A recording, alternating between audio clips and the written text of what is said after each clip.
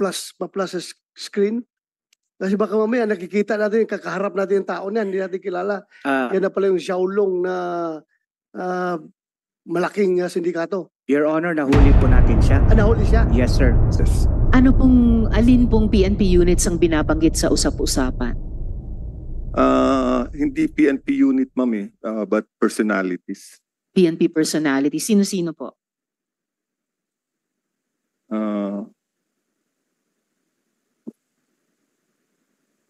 I think it was mentioned the former chief PNP.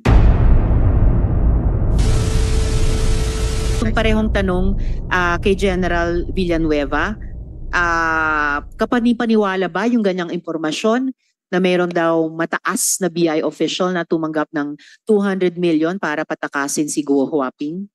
Good morning, Madam Chair. Actually, ma'am, we haven't confirmed yet kung talagang may mga usap-usapan po within the intelligence community. Yes. Pero wala pa pong confirmation, ma'am, kung may mga witnesses na mayroon talagang nabigyan. But yun ang usap-usapan ngayon. They're still validating it, ma'am. Ano pa po yung usap-usapan bukod sa general detail na yon na 200M to a high BI official? Meron pa bang ibang mga di umanong sinuhulan? Meron pa bang additional amounts na pinag-uusapan? May pinag-uusapan na yung sa border immigration. Hindi ko lang alam, ma'am, yung exact amount, including PNP officials. Pero hindi ko pa rin confirm yun, ma'am. Kasi I'm outside of the loop lately, ma'am, because we're busy right now helping the law enforcement agencies running after the illegal pogos in the countryside or in the provinces. Alin pong PNP units ang binabanggit sa usap-usapan? Hindi PNP unit, ma'am, but personalities. PNP personality. Sino-sino po?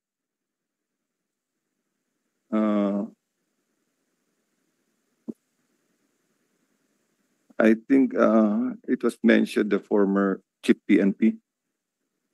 Which one? I don't know, ma'am, but former chief PNP daw. Wow. Alright. Salamat, General Villanueva. Sino pong resource person ng PNP dito? Yes, sir. General Takaka. So we've heard a few of the agencies so far saying nagkukondukta po sila ng internal investigation sa kanila ring mga hanay. Narinig nyo or sa sariling Intel Directorate at units ng PNP, meron din po bang ganitong mga impormasyon, ganitong mga hundreds of millions of pesos in di umano mga bribe amount sa mga matataas na opisyal sa BI at ngayon nababanggit pati isang dating PNP chief pa. Sa inyo pong investigasyon, ano pong lumalabas, General? Good afternoon, Madam Chair. For the part po ng PNP, so far po wala po kaming report with regards po kung may mga nasuhulan na PNP personnel.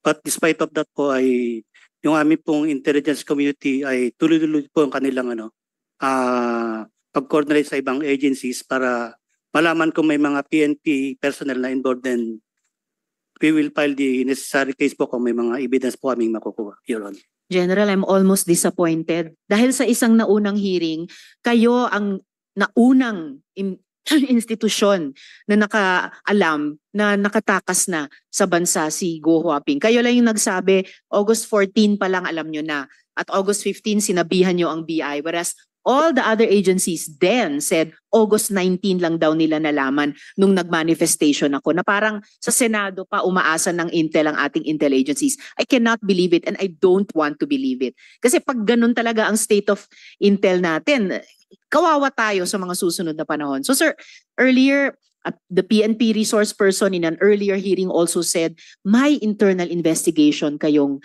ginagawa. Wala pa bang bunga yun? Especially about a very important issue like corruption of high officials within the organization. Yes, ma'am, yung report sa amin na nakatakas si Alice po is coming from the Interpol po, ma'am. So yun po yung naging information po namin coming from the Interpol po na nakuha po natin. So, then yung sa mga allegations po na is ongoing naman po, ma'am, yung aming investigation. Yes, sir, pero more than a month ago na po yung August 14 na input ng Interpol. So really, I'm shocked. And PNP widow po ako, alam nyo naman. So may expectation ako sa National Police natin. Well, thank you, General, but PNP has to come back with more than that sa komiteng ito. Kami, ginagawa namin yung aming trabaho in terms of investigation in aid of legislation, but patapos na rin po kami. Step up na dapat talaga ang law enforcement. Salamat, General Takaka. Before I recognize Senator Joel, balik lang, General Villanueva, you mentioned a former chief PNP. Mula sa intel nyo, anong klaseng tulong, aid o assistance ang pinrovide nung taong ito? I don't know the exact ma'am kung anong provide na support. But yun lang naman na nabanggit sa amin, sir, but hindi pa na-confirm yan, ma'am, kung talagang nagbigay or binigyan or tinanggap or may witnesses. Yun lang po ang naririnig namin, sir, within the intelligence community. But I'm out of the loop po kasi lately, ma'am, hindi ko din ma-confirm yan, ma'am, kung ano. I understand, General, pero just to be clear, bahagi ng usap-usapan sa Intel community na a former chief PNP ay on the take kay Guo Huaping. Tama po? Yes, ma'am, yan. Pero hindi ko din ma-ascertain yan, ma'am, kung kanino galing yung report, ma'am. It's just parang rumors lang within the intelligence community. I think they are validating it right now. I even went to Nika last week, but there's no information about it, ma'am. Salamat, General. That's all well noted. Pero dun sa usap-usapan na vine-verify pa ng buong Intel community, kasama din ba sa usap-usapan na itong alleged former chief PNP ay tinulungan ng kahit sino sa mga kasalukuyang government officials natin sa usapin ng pagtakas ni Guo Huaping? Wala naman, ma'am. Ang parang usapan dun, ma'am, parang nasa payroll, yung monthly payroll ever since. It gets worse and worse. Kanina, bad enough yung magbayad di umano ng daang milyong pisong suhol para makatakas ang isang Guo Huaping. Even worse kung historically may monthly payroll. Attorney Magno, sa NBI po ba may ganyang mga anggulo rin tinitignan ang bureau, yung suhol pati sa isang dating chief PNP at yung monthly payroll pati sa mga government officials? Madam Chair, lahat po yan ay tinitingnan po natin. But at this moment, we cannot comment on the investigation and intelligence gathering that we are conducting. Since sa binubuo po naming pag-backtrack at pag-iimbestiga, ay kasama po namin tinitingnan niya, Madam Chair. Salamat, Attorney Magno. Kanina nabanggit ni General Villanueva ang NICA. I think I heard we have a resource person here from NICA. Yes, sir. If you could come forward po. Does NICA have anything to tell us at this point? Kung may investigasyon din kayo sa anggulo ng mataas na BI official, mataas na PNP official, ultimong dating PNP chief di umano, o sino mang current government officials na mga tumulong sa pagtakas ni Guo Huaping. Nakapanumpa kayo kanina, sir. Ano po? Okay, salamat, sir. Yung pangalan po ninyo, sir? Magandang umaga po, Madam Chairperson. The Honorables. I am Director Ferlo Silvio po ng NICA. Katulad po ng sinabi ni Attorney Magno, tuloy-tuloy po yung aming investigasyon dito po sa Pilipinas at kasama po sa ibang bansa. Lalong-lalo na sa Malaysia and Indonesia. generally po, I cannot give the specific progress. Pero may pagtuloy-tuloy na pag-uusap po ngayon ng aming liaison officers kasama po yung police attaches ng dalawang post, Malaysia at Indonesia. For now po, kung sakali po, I'm sorry, I cannot give a comment with regards to the new statement given by General Villanueva. Pero I Pero rest assured po ang NICA magbibigay ng developments. salamat po. Pero yes. Na nakatakas po noong June 3. Yun nga po, babanggitin lang namin na nilipad po sila. Actually, 300 of them were flown from Clark International Airport to Lapu-Lapu. At 169 lamang po yung nakuha namin sapagkat yung ibang mga area sa subject ng mission order nung pinasok ko namin, walang mga tao. Siguro po nagpapahinga, lumabas and whatsoever. So, obviously ma'am, Madam Chair, honorable members of this Senate, meron pa hong ibang foreign nationals operating within the province of Cebu na kinakailangan pa ho nating mahuli. Tama po. Madam Chair, if I may. One related question kay Senator De La Rosa. Madam Chair, may I know from PAOK if you have a picture of this Xiaolong? Pwede natin ma-flash sa screen? Kasi baka mamaya nakikita natin, kakaharap natin yung tao niyan, hindi natin kilala. Yan na pala yung Xiaolong na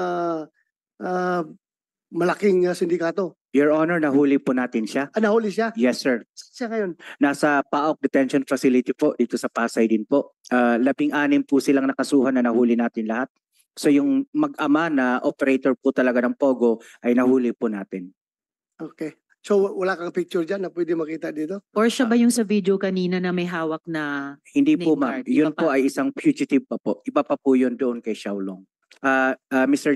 Honorable Senator will ask the staff kung meron po kami dala to... Kahit To- makita lang dito sa akin. Yes sir, okay po. Yes sir, we'll do that sir. Thank you. Salamat, Thank you, Madam Chair. Senator Madam Chair. May we De La know the Rosa. relationship, Madam Chair? One, yes, No, Senator that's what Joel. I asked. The relationship of this person to the Bamban or the Lucky South in Porac? Linked ba yung Link the Xiaolong? links, Xiaolong is actually one of the owners, operators in Lucky South 99.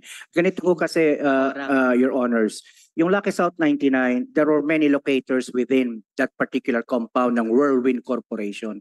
A good number of different Pogos were operating there. At yung isa po ay yung pinapatakbo ni Xiaolong. Okay. So nung nakatanggap po sila ng informasyon noong June 3, umalis na po sila. Okay. Quick question kay Miss Cassie Leong, Miss Cassandra. Kilala niyo po si Xiaolong? Hindi po, Madam Chair. Paano po posible yon? Kasi binabanggit po si Xiaolong in connection pareho sa Lucky South 99 at sa Whirlwind Corporation. Mula sa simula, yun lamang yung sinasabi mong konektado ka. One more time, Miss Cassie, kilala mo ba si Xiaolong na associated hindi lamang sa Lucky South 99, kundi pati sa Whirlwind? And I remind you, you are under oath. Ito yung unang pagsagot mo sa amin, so magandang totoo yung isasagot nyo sa amin. Kilala nyo ba si Xiaolong? No po, Madam Chair. Okay, tatanungin pa namin ikaw ulit sa mga susunod. Director, hindi, bago ko yung follow-up question ko kay Director, Miss Cassie, kasi meron din akong tanong sa iyo tungkol dun sa isa pang tao. We just got this information quite recently. Alam mo ba na ang ninong mo na si Duan Renwu ay wanted fugitive sa China? No po, Madam Chair. Pero ninong niya si Duan Renwu. Balik kay... You want to say something else, Miss Cassie? On the mic, please. Wala po, Madam Chair. Alright, matatanong ka Madam pa Chair, namin. Senator Joel, before I go back to Director. Hindi lang po ako makamove Director on because Casio. hindi niya gaanong kilala and yung relationship niya kasi kay Duan Renwu, ninong mo lang siya. Hindi ka ba niya empleyado o ka-partner? Partner po sa business. Partner sa business. Sa Whirlwind po. Sa Whirlwind. Opo. Okay. Sa hindi ka Whirlwind niya na empleyado? konektado si Xiaolong. Hindi ka empleyado ni Hindi, Duan si Renwu? Duan Renwu po. May ninong po. Bukod kay ninong mo na si Duan Renwu na tinatanong ngayon ni Senator Joel, yung Xiaolong na inulat ng PAOK sa Cebu ay konektado din sa Lucky South 99 at saka sa Whirlwind Corporation. Hindi ko po kilala, Madam Chair. That's impossible since ikaw ang boss sa So Whirlwind. kasi Senator Joel. may question lang is dun lang sa Whirlwind kayo magka-partner ni Duan Renwu? You mean which? Sabi mo kasi magka-partner kayo sa Opo, negosyo. sa Whirlwind po. Whirlwind. Opo. Doon lamang wala na kayo ibang pinag-partneran? Like, No, you Kung meron answer kang the negosyo question. ka, We ask the kung meron kang question. negosyo, meron ka pang ibang pinartneran, kung anong partner yon kasi magkasama kayo sa isang bahay, tama po ba? Kasi isa yung address nyo eh. opo. So, Tama okay. po, So, Mr. Chair. hindi ko iniisip na magka-partner kayo, partner-partner, dahil kagaya ni Alicel, hindi ko iisipin yon. But other than that, ng Whirlwind, may ibang partner pa kayo ni Duan Renwu?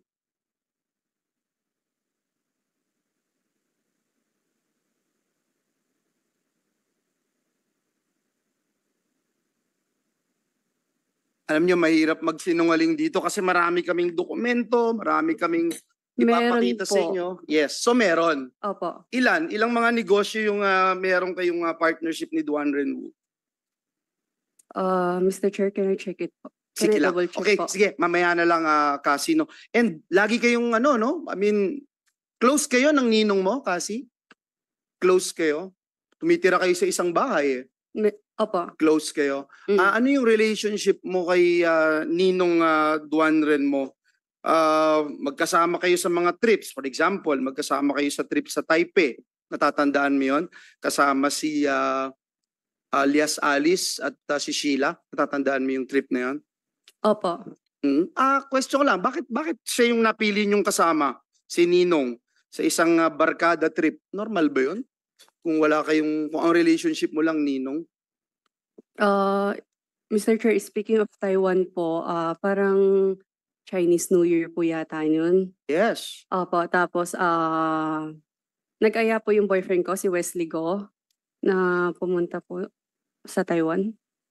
Tapos po niyaya ko po siya. Kaya nga, ang tanong ko, hindi ba, normal ba yun na magyaya ka ng ninong mo, kasama mo yung boyfriend mo, na kiniklaim mong boyfriend? Normal sa'yo yun? Ninong, sama ka, third wheel ka namin ng boyfriend ko. Hindi lang naman po kami, Mr. Chair. Kaya nga, normal Opo. ba yun? So normal sa'yo yun? And Chinese New Year's, tayong mga Pilipino, I'm sorry, hindi ko alam kung you're a real Filipino,